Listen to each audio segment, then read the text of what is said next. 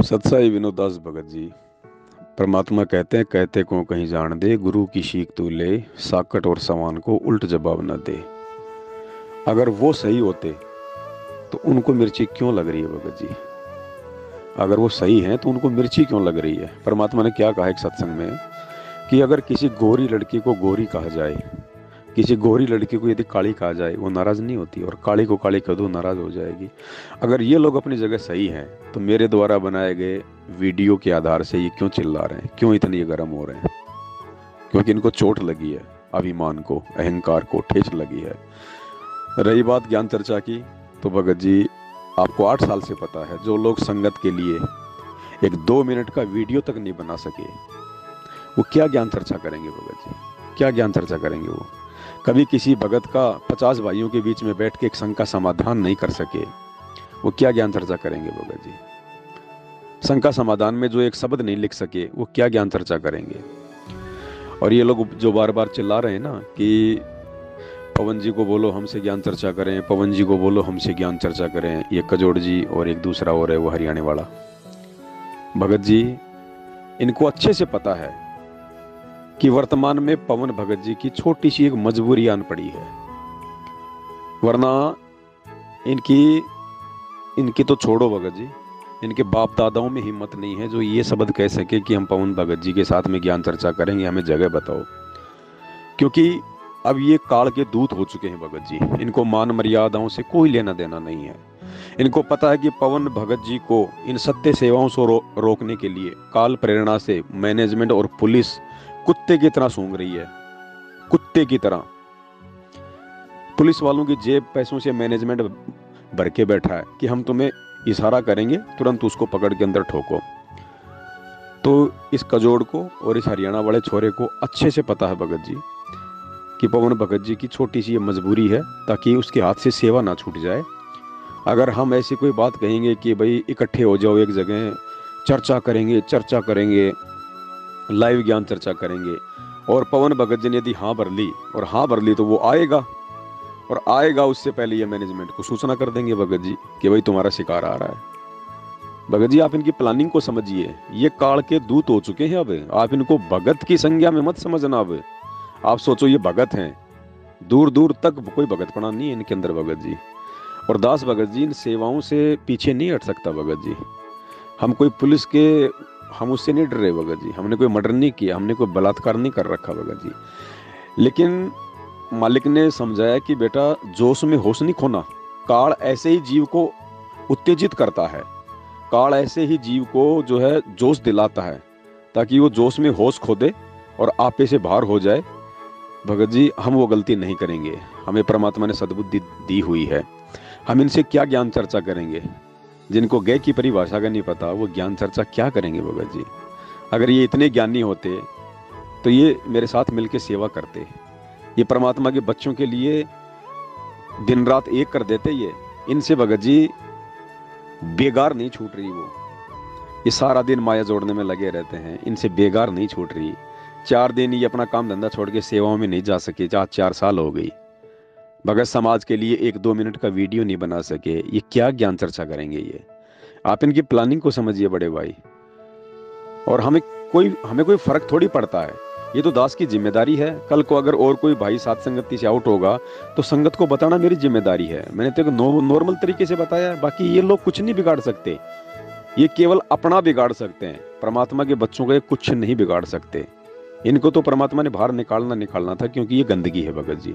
और ऐसी गंदगी तो आए दिन निकलेगी भगत जी, आए दिन। नॉर्मल सी बात है ये तो। वो चिल्ला इसलिए रहे हैं कि उनको दर्द हो रहा है। उन्होंने जो सोचा था कि हम पवनदास से दूर होके, जैसे रामचंद्र ने सोचा था कभी, जैसे कभी संजय ने सोचा था कि हम पवनदास से दूर होके पवनदास की तरह हम भी अपना एक अलग से एक सिस्टम खड़ा कर देंगे, संगत हमारे भी पीछे लग जाएगी। अरे पवनदास ने अगर ये सोचा होता कि संगत मेरे पीछे लग जाएगी, परमात्मा कब का मेरे पीछे लात मार चुका होता। पवनदास ने केवल अपना शिष्य धर्म निभाने के लिए अपने भाई बहनों को समझाना शुरू किया था, मालिक के आशीर्वाद से। मान बढ़ाई के लिए नहीं, अहंकार के लिए नहीं, पब्लिसिटी के लिए नहीं। और जो मान बढ़ाई, अहंकार और पब्लिसिटी के लिए ऐसा करेगा, देख लो आज भगत जी इनको। अब ये चिल्ला रहे हैं उस रामचंद्र की तरह, 5 व्यक्ति भी इनके समर्थन में नहीं आएंगे, और जो 5 व्यक्ति भी आएंगे वो भी इनके जैसे अपने अपने कर्म फोड़ होंगे। और भगत जी अब ये लोग प्रथम नाम में हैं। आप जानते हो ना परमात्मा ने क्या कहा सत्संग में, कि 5 साल तक तो हम ये भी नहीं मानते कि कोई व्यक्ति जो है वो भगत बन गया। अगर 5 साल कोई व्यक्ति अगर पकड़ जाता है इस मार्ग पे ज्ञान आधार से, 3 साल या 5 साल, तो मान के हम चलते हैं कि वो भगत बन गया, यानी परमात्मा ने उसका हाथ पकड़ लिया। उसने हाथ नहीं पकड़ा परमात्मा का, परमात्मा ने उसका हाथ पकड़ लिया। तो भगत जी इनकी बातों को सुन के आहत ना हो भगत जी, नॉर्मल सी बात है। ऐसे तो 6 साल से मैं देख रहा हूँ, 7 साल से इनके जैसे ना जाने कितने गए कितने आए भगत जी। हमें परमात्मा ने जो मार्ग दिया है, हमने उस मार्ग पे आगे बढ़ना है। काल हमारे को विचलित करने का प्रयास करेगा भगत जी, उसका यही दाव है और कोई दाव नहीं है उसका। तो हमने तो उसकी सूक्ष्म चाल को पकड़ना है जो परमात्मा ने आशीर्वाद दे के हमें समझा रखा है। हम अपनी भक्ति करनी है भगत जी। हम ऐसे कुतरों के पीछे अगर दौड़ते रहेंगे तो हम क्या भक्ति करेंगे। वही जैसे परमात्मा सत्संग में बताते हैं कि एक मेंढक था, और मेंढक ने भगत जी जो है पहाड़ पे चढ़ना था। तो मेंढक ने जैसे पहाड़ पे चढ़ना शुरू किया तो दूसरे जो मेंढक थे वो चिल्लाने लग गए भगत जी कि तू नहीं चढ़ पाएगा और नहीं चढ़ पाएगा, तू मेंढकों का नाम बदनाम कर देगा, अरे तू मेंढक है, तू कहाँ पहाड़ पे चढ़ेगा, तेरी कहाँ औकात है, तो मेंढक होके पहाड़ पे चढ़ेगा। वो हंसने लगे, मतलब उसको ताना मारने लगे, व्यंग मारने लगे, उसका मनोबल जो है नीचे करने लगे। लेकिन भगत जी वो मेंढक था ना, वो पहाड़ पे वो चढ़ गया, पहाड़ पे चढ़ गया और फिर वापस आया नीचे। तो लोगों ने आश्चर्य से पूछा, यार तू पहाड़ पे कैसे चढ़ गया, तू पहाड़ पे कैसे चढ़ गया।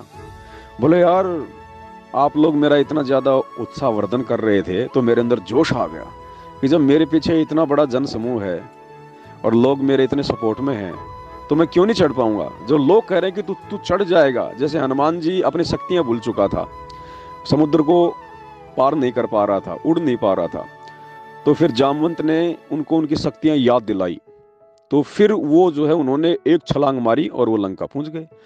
तो उस मेंढक ने कहा कि भाई आप लोग मेरा इतना ज्यादा उत्साहवर्धन कर रहे थे, क्योंकि भगत जी वो जो मेंढक था ना वो बहरा था, वो कान से बहरा था, उसको सुनाई नहीं देता था। और उसने सोचा कि ये लोग जो है मुझे ये कह रहे हैं कि तू चढ़ सकता है, तू चढ़ सकता है, तेरे अंदर वो काबिलियत है, तू चढ़ सकता है। तो इसी प्रकार भगत जी हमने बहरा बनना पड़ेगा अगर इस भक्ति मार्ग में आगे बढ़ना है, तो इस परमात्मा को प्राप्त करना है, तो इस काल भगवान की सूक्ष्म चाल को समझ के इसके इस गढ़ को तोड़ना है। तो वरना ये काल तो अपने ये कजोड़ और ये राहुल और ये 2-4 ये इस तरह के बरसाती मेंढक ट्र ट्र करने के लिए भेजेगा, क्योंकि वो उसको पता है कि ये परमात्मा की आत्माएं पहाड़ पे चढ़ रही हैं, ये सतलोक की तरफ अपने कदम बढ़ा रही हैं, ये अध्यात्म में आगे बढ़ रही हैं साथ संगति के माध्यम से। इनको रोको, इनको तोड़ो, इनको विचलित करो। तो काल तो अपने बरसाती मेंढक भेजेगा ही भेजेगा भगत जी, हर 6 महीने में, हर 1 साल में। ये तो आते रहे, पहले भी आते रहे भगत जी, कोई पहली बार थोड़ी छटनी हो रही है, सैकड़ों की छटनी हो चुकी है भगत जी।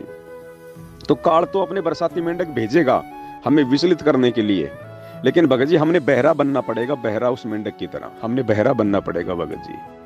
आज हमारे पिताजी, हमारे परमेश्वर बहरे बन के, दुनिया की गालियां खा के, दुनिया की व्यंग खा के भगत जी आज उन्होंने अपने बच्चों के लिए वो संघर्ष किया जिसकी बदौलत आज हम उस भगवान को पहचान पाए, आज हम उसकी शरण में हैं। भगत जी हमने अपने परमेश्वर के पद चिन्हों पे चलना है।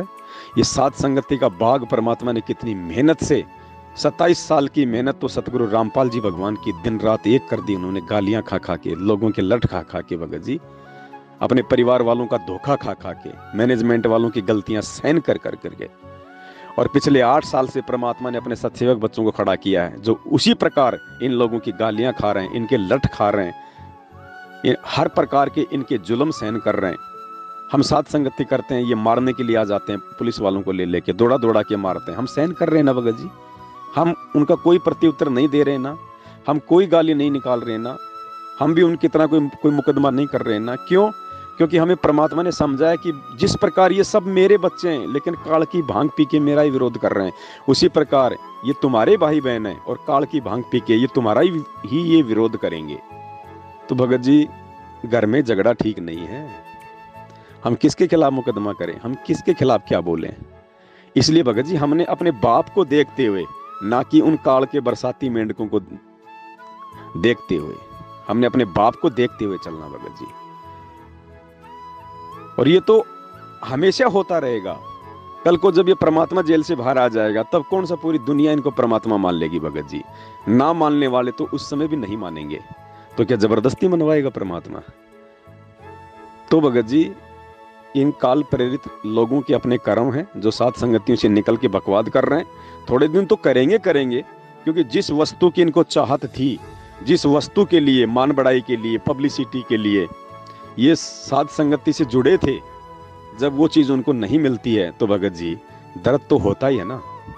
तो थोड़ा बहुत दिन तो इनको अपनी भड़ास निकालने का मौका दो भगत जी।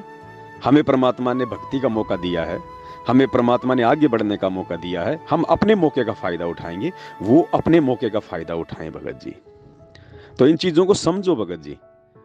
हमें परमात्मा ने सोशल मीडिया दी है, हम लाइव आ के अपने भाई बहनों को जगाएंगे, ज्ञान चर्चा करेंगे, खुद भी मजबूत बनेंगे, उनको भी मजबूती देंगे, जो कि परमेश्वर का काम है भगत जी। क्या क्या ज्ञान चर्चा करेंगे। 6 साल से वो कजोड़ दास जी 4 साल से मेरे साथ में थे। मैं उसके मकान के बराबर में रहता था भगत जी। 3 साल से एक ही दीवार थी भगत जी। क्यों नहीं ज्ञान चर्चा की? क्यों नहीं उसको ज्ञान चर्चा का भूत सवार हुआ?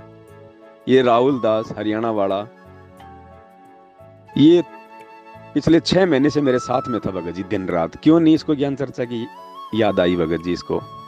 इसलिए भगत जी परमात्मा कहते हैं काल को जीव कहीं नहीं माने और कोट सुने जो ज्ञाना, और जैसे लाख अग्नि में पिंगले और बिछुड़ते काट समाना।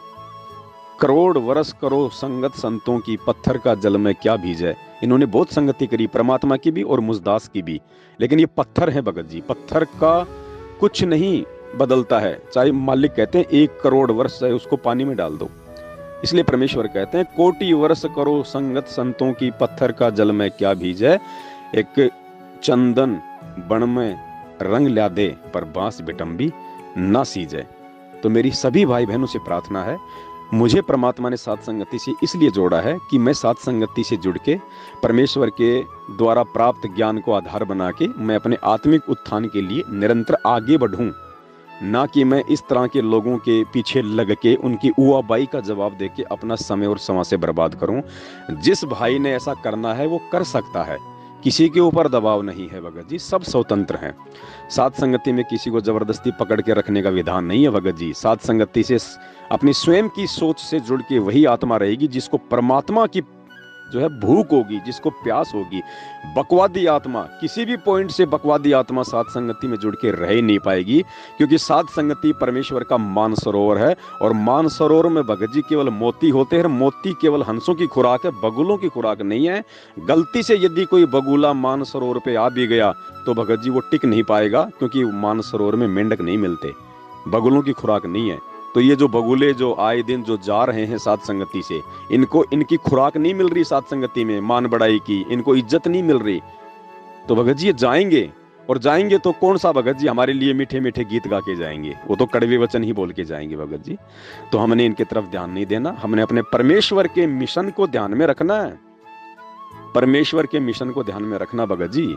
हमारी औकात परमेश्वर ने क्या बना दी उसको समझो भगत जी। हमारी औकात इन मेंढकों के साथ में लड़ने की नहीं है। हमारे को परमेश्वर ने हाथी बना दिया, और ये अभी काल के मेंढक हैं भगत जी।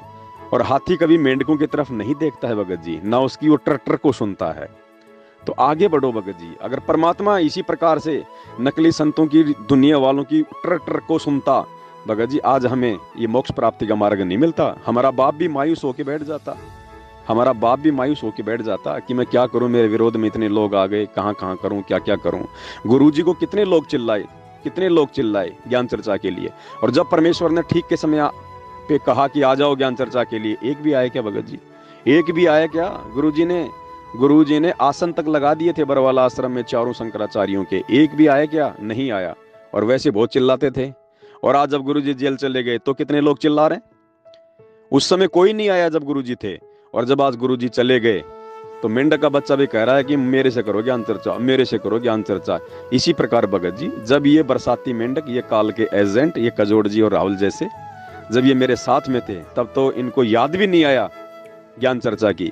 और आज जब इनको पता है कि आज पवन दास की एक छोटी सी मजबूरी आन पड़ी है, और पवनदास केवल भगत जी सेवा चाहता है।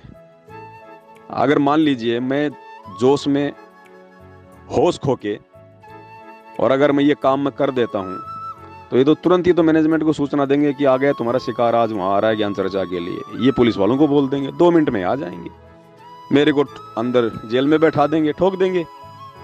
भगत जी बताओ क्या मिल गया मुझे, क्या मिल गया? परमात्मा कह रहे हैं अरे गधे, क्यों तूने सेवाओं से तू पीछे हटा? क्या फायदा उठा लिया तूने उन काल एजेंटों के चक्कर में आके? अब बैठ जा जेल में, अब चक्की पीसता रह। अब तू यहाँ पे बाहर रहता, अपने भाई बहनों को समझाता, 2-4 सेवा करता, तेरे अच्छे कर्म बनते। क्या फायदा ले लिया अब तूने उनकी बातों में आके? तो भगत जी जैसे परमात्मा कहते ना कि रिंचक सा सुख और दुख पहाड़ सा, 2 मिनट का स्त्री पुरुष का सेज का सुख और फिर बच्चा पैदा होने के बाद में दुनिया भर का, पूरी जिंदगी का फिर वो दुख मोल ले लेता हो। इसलिए परमात्मा कहते हैं रिंचक सा सुख यानी थोड़ा सा सुख और दुख सुमेर समाना, पहाड़ के जैसा दुख हो जाता वो 2 मिनट का सेज, 2 मिनट की सेज का सुख। तो भगत जी हमने 2 मिनट में और ये इन काल प्रेरित लोगों की बातों में आके जोश में होश खो के हमने भगत जी इनकी बातों में नहीं आना है, वरना काल तो तैयार बैठा भगत जी हाथ पकड़ने के लिए, बैठा देगा जेल में। फिर क्या करेंगे, क्या करेंगे फिर? ये थोड़ा बहुत जो परमेश्वर का मार्ग उनके आशीर्वाद से आगे बढ़ रहा है भगत जी, कुछ भी हो, लेकिन भगत समाज तो एक बार नीचे बैठ ही जाएगा, मनोबल तो टूटता ही है तो जीव ही हम। तो परमेश्वर ने तो मनोबल को ऊपर उठाना भगत जी। इसलिए भगत जी हमें परमात्मा ने हर चीज से वाकिफ करवा रखा है, हम इन षड्यंत्रों में आने वाले नहीं हैं भगत जी। हमें परमेश्वर ने सद्बुद्धि बख्शी हुई है, हम उसी आधार से आगे बढ़ेंगे। बरसाती मेंढक भोंकते रहेंगे, पहले भी भोंकते आए हैं और 4 दिन भोंकेंगे ये, इससे ज्यादा की इनकी बैटरी भी नहीं है। तो आप लोग भी इन बातों पे थोड़ा विचार करो, थोड़ा समझो भगत जी, अपना अनमोल समय और श्वास किसी की बातों में आके भगत जी बर्बाद ना करो। परमात्मा के मिशन को समझो, परमात्मा के दर्द को समझो भगत जी, परमात्मा हमसे क्या चाहते हैं उस चीज को समझो भगत जी। हमने आगे बढ़ना है और ये आगे बढ़ने से रोकने की काल की साजिश है, और इन जैसे मेंढकों की कोई औकात नहीं है। ये 4 दिन की जवानी तो भेड़ के बच्चे में भी आती है, वो भी बहुत ज्यादा फुदकता है, अंत में उसका हश्र क्या होता है हम सब जानते हैं। बंदी छोड़ सतगुरु रामपाल जी भगवान की जय हो।